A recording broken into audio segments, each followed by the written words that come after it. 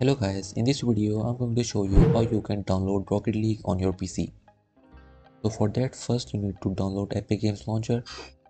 If you don't know how to do that, we have already created a video on our channel, make sure to check it out. So after you have downloaded Epic Games Launcher, then all you need to do is launch your Epic Games Launcher. And after that you need to search for Rocket League.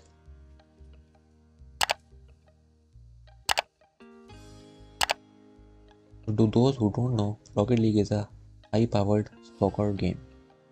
And the good part is that it is totally for free. If you want to install it, you need to click on this button, and I have already it in my library. After that you need to click on this game, and here you need to choose your destination and then click on install. So here in the downloads you will see that my game has been started to download. So I hope you found this video useful.